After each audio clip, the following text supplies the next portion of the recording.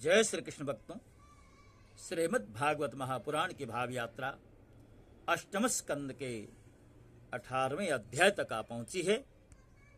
इस अध्याय में माता अदिति जी के द्वारा संपन्न पयोव्रत के अनुष्ठान से प्रसन्न होकर के भगवान का अदिति के समक्ष प्रकट होना एवं अदिति जी को पुत्र सुख प्रदान करने के पश्चात राजा बलि के यज्ञ की ओर प्रस्थान करने का प्रसंग दिया गया है।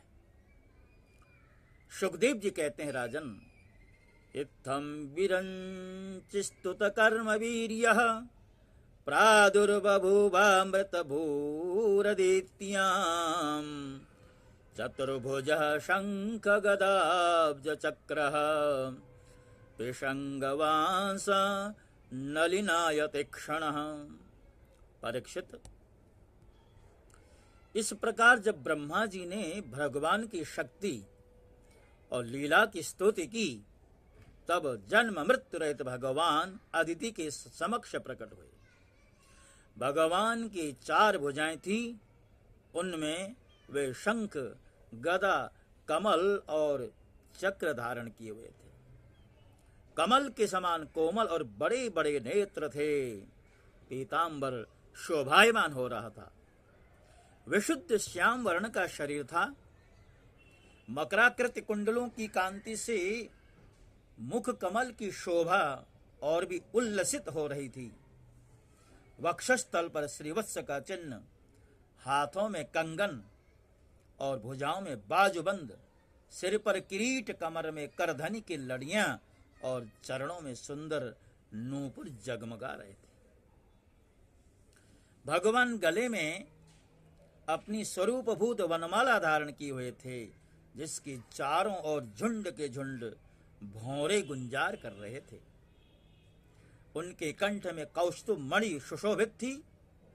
भगवान की अंग कांति से प्रजापति कश्यप जी के घर का अंधकार नष्ट हो गया। उस समय दिशाएं निर्मल हो गईं, नदी और सरोवरों का जल स्वच्छ हो गया। प्रजा के हृदय में आनंद की बाढ़ आ गई। सब ऋतुएं एक साथ अपना गुण प्रकट करने लगीं। स्वर्गलोक, अंतरिक्ष, पृथ्वी, देवता, गौ, द्विज और पर्वत, इन सब के हृदय में हर्ष का संचार हो गया। हे परीक्षित, जिस समय भगवान ने जन्म ग्रहण किया, उस समय चंद्रमा श्रवण नक्षत्र पर थे। भाद्रपद मास के शुक्ल पक्ष की श्रवण नक्षत्र वाली द्वादशी थी। अभिजित मुहूर्त में भगवान का जन्म हुआ था। सभी नक्षत्र और तारे भगवान के जन्म को मंगलमय सूचित कर रहे थे। परीक्षित, जिस तिथि में भगवान का जन्म हुआ था उसे विजया द्वादशी कहते हैं। जन्म के समय सूर्य आकाश के मध्य भाग में स्थित थे। भगवान के अवतार के समय शंख, ढोल, मृदंग, डफ और नगाड़े आदि बजने लगे। इन तरह तरह के बाजों और तुरहियों की तुमुल ध्वनि होने लगी। अप्सराएं प्रसन्न होकर नाचने लगी। श्रेष्ठ गंधर्व गाने लगे। मुनि, देवता, मनु, पितर और अग्नि स्तुति करने लगे। सिद्ध, विद्याधर, किम पुरुष, किन्नर, चारण, यक्ष, राक्षस, पक्षी, मुख्य मुख्य नागगण और देवताओं के अनुसार नाचने, गाने एवं भूरी भूरी प्रशंसा करने लगे। तथा उन लोगों ने अदिति के आश्रम को पुष्पों की वर्षा से ढक दिया।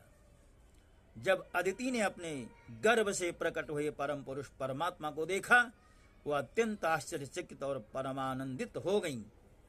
प्रजापति कश्यप जी भी भगवान को अपनी योग माया से धारण किए हुए देख विस्मित हो गए और कहने लगे, जय हो, जय हो।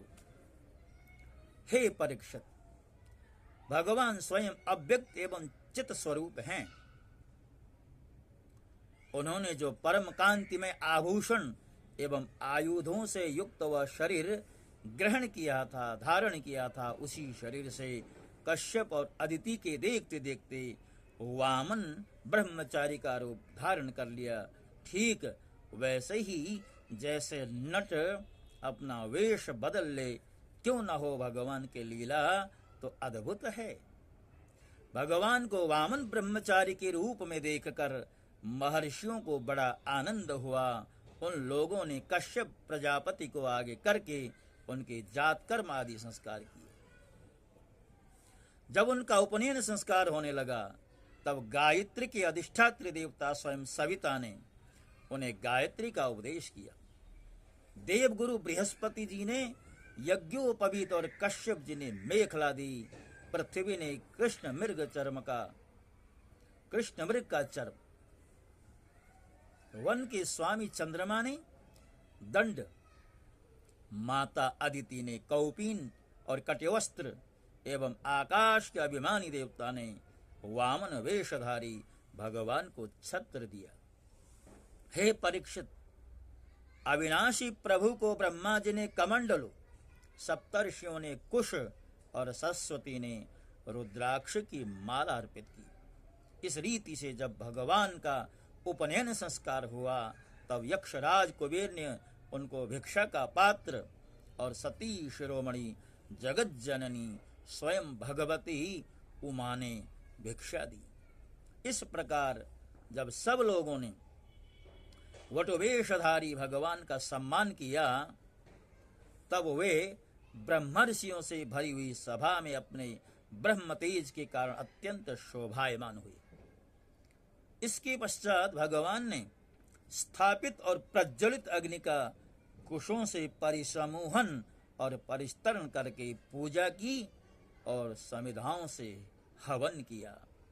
हे परीक्षित, उसी समय भगवान ने सुना कि सब प्रकार की सामग्रियों से संपन्न यशस्वी बलि भृगुवंशी ब्राह्मणों के आदेशानुसार बहुत से अश्वमेध यज्ञ कर रहे हैं। तब उन्होंने वहां के लिए यात्रा आरंभ की। भगवान समस्त शक्तियों से युक्त हैं। उनके चलने के समय उनके भार से पृथ्वी पग पग पर झुकने लगी। नर्मदा नदी के उत्तर तट पर भृगुकच्छ नाम का एक सुंदर स्थान है। वहीं बलि के भृगुवंश ऋत्विज श्रेष्ठ यज्ञ का अनुष्ठान करा रहे थे। उन लोगों ने दूर से ही वामन भगवान को देखा तो उन्हें ऐसा जान पड़ा मानो साक्षात सूर्य देव का उदय हो रहा है।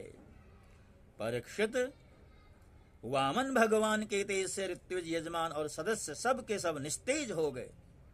वे लोग सोचने लगे कि कहीं यज्ञ देखने के लिए सूर्य, अग्नि अथवा सनत कुमार तो नहीं आ रहे।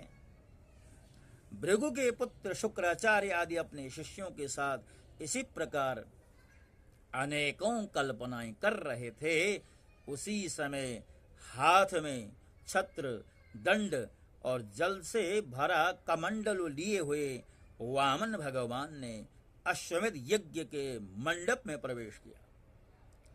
वे कमर में मूंज की मेखला और गले में यज्ञोपवीत धारण किए हुए थे। बगल में मृग चर्म था और सिर पर जटा थी। इसी प्रकार बौने ब्राह्मण के वेश में अपनी माया से ब्रह्मचारी बने हुए भगवान ने जब उनके यज्ञ मंडप में प्रवेश किया, तब भृगुवंशी ब्राह्मण उन्हें देखकर अपने शिष्यों के साथ उनके तेज से प्रभावित एवं निष्प्रभ हो गए। वे सब के सब अग्नियों के साथ उठ खड़े हुए उन्होंने वामन भगवान का स्वागत सत्कार किया। भगवान के लघुरूप के अनुरूप सारे अंग छोटे छोटे बड़े ही मनोरम एवं दर्शनीय थे। उन्हें देखकर बलि को बड़ा आनंद हुआ और उन्होंने वामन भगवान को एक उत्तम आसन प्रदान किया। फिर स्वागत वाणी से उनका अभिनंदन करके पांव पखारे और संग रहित महापुरुषों को भी अत्यंत मनोहर लगने वाले वामन भगवान की पूजा की। भगवान के चरण कमलों का धोबन परम मंगलमय, उससे जीवों के सारे पाप ताप धुल जाते हैं। स्वयं देवाधिदेव चंद्रमौली भगवान शंकर ने अत्यंत भक्ति भाव से उसे अपने सिर पर धारण किया। आज वही चरणामृत धर्म के मर्मज्ञ राजा बलि को प्राप्त हुआ। उन्होंने बड़े प्रेम से उसे अपने मस्तक पर रखा। बलि ने कहा, हे ब्राह्मण कुमार, आप भले पधारे, आपको मैं नमस्कार करता हूँ। आज्ञा कीजिए, मैं आपकी क्या सेवा करूं? आर्य, ऐसा जान पड़ता है कि बड़े बड़े ब्रह्मर्षियों की तपस्या ही स्वयं मूर्तिमान होकर मेरे सामने आई है। अद्य नः पितरस्तृप्ताम्, अद्य नः पावितं कुलम्, अद्य सुष्टः क्रतुरयम् यद भवानागतो गृहान्। आज आप मेरे घर पर पधारे, इससे मेरे पितर तृप्त हो गए। आज मेरा वंश पवित्र हो गया, आज मेरा यह यज्ञ सफल हो गया। अद्याग्नयो मे सुहृता यथा विधे, द्विजात्मज त्वच्चरणावने जनैः, अतांहसो बार्बीर्यं च भोरहो, तथा पुनीता तनुभिः पदैस्तव। हे ब्राह्मण कुमार, आपके पांव पखारने से मेरे सारे पाप धुल गए, और विधिपूर्वक यज्ञ करने से, अग्नि में आहुति डालने से जो फल मिलता है वह अनायास ही मिल गया। आपके इन नन्हे नन्हे चरणों और इनके धोवन से पृथ्वी पवित्र हो गई। ब्राह्मण कुमार, ऐसा जान पड़ता है कि आप कुछ चाहते हैं। परम पूज्य ब्रह्मचारी जी, आप जो चाहते हैं बताएं। क्या आपको गाय चाहिए, सोना चाहिए, सामग्रियों से सुसज्जित घर, पवित्र अन्न, पीने की वस्तु, विवाह के लिए ब्राह्मण की कन्या, संपत्तियों से भरे हुए गांव, घोड़े, हाथी, रथ, वह सब आप मुझसे मांग लीजिए, अवश्य ही वह सब मुझसे मांग लीजिए। भक्तों, राजा बलि ने जब देखा भगवान का सुंदर विग्रह, ऐसा लगा कि मेरा यज्ञ सफल हो गया है। और जब यज्ञ सफल ही हो गया है तो यज्ञ की सफलता में एक राजा होने के नाते राजा के मन में ऐसा उद्गार प्रकट हो रहा है कि इस वामन वेशधारी भगवान की पहचान तो बाद में हुई है, किंतु ऐसा ही लगता है कि भगवान स्वयं यज्ञ रूप में मेरे यहाँ पधारे हैं और मैं सब कुछ समर्पित कर दूं। भक्तों, भक्त का यही स्वभाव होना चाहिए। भगवान का दिया हुआ है, भगवान को ही समर्पित कर दे। त्वदीयं वस्तु गोविंद तुभ्यमेव समर्पय, गृहाण समुखो भूत्वा प्रसीद परमेश्वर। हम कहने को तो कह देते हैं कि तेरा तुझको अर्पण क्या लागे मेरा, किंतु ये केवल कहनावर नहीं होना चाहिए। वस्तुतः यदि हम भगवान के समक्ष समर्पण भाव प्रस्तुत कर रहे हैं तो वो वाचिक मात्र नहीं होना चाहिए, बल्कि व्यावहारिक समर्पण होना चाहिए। और राजा बलि के मन में ऐसा उद्गार, ऐसी भावना, ऐसी उदारता प्रकट हुई है कि आज मानो बलि को लगता है सब कुछ समर्पित कर दूं, क्योंकि था तो सब भगवान का दिया हुआ ना। तो भगवान के द्वारा प्राप्त वस्तु को भगवान को निवेदन करना ये कोई बड़ी बात नहीं है, किंतु दुर्भाग्यवश हम माया के चक्कर में ऐसे फंसे होते हैं। जो अपने पास आ जाए जल्दी से अपने से छूटे नहीं, ये प्रवृत्ति हमारी होती है, हमें इससे बचना चाहिए। तो देखिए, भगवान बलि के यज्ञ में पहुंचे हैं, आगे क्या कुछ हो रहा है ये प्रसंग अगले अध्याय में आपके समक्ष रखा जाएगा।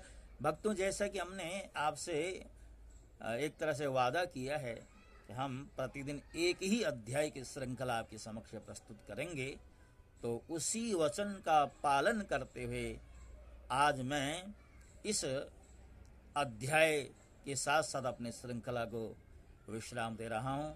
आशा करता हूँ मेरे इस प्रयास का आप अवश्य स्वागत करेंगे। श्रीमद् भागवत महापुराण की अमृतमयी वाणी के एक एक शब्द अधिक से अधिक लोगों के कानों में पड़े, यही मेरा जो है प्रयास है। आप मेरे इस प्रयास में सहभागी बनिए, मेरे चैनल को सब्सक्राइब कीजिए, बेल का बटन ऑन कर दीजिए, लाइक का बटन ऑन कर दीजिए और हो सके तो वीडियो को शेयर करके मेरी इस यात्रा को और दूरगामी बना दीजिए। इन्हीं शब्दों के साथ साथ आपसे विदा होता हूँ। जय श्री कृष्ण।